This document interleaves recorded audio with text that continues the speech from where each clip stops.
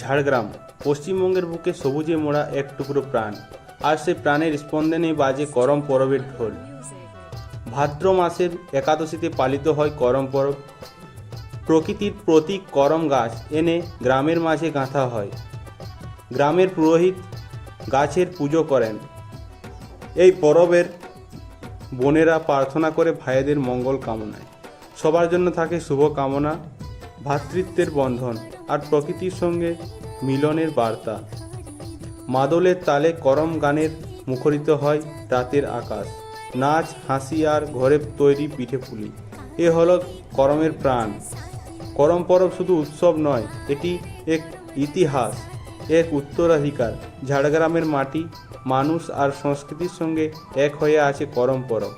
করম পরবের শুভেচ্ছা রইল। প্রকৃতিকে ভালোবাসুন, সংস্কৃতিকে আগলে রাখুন।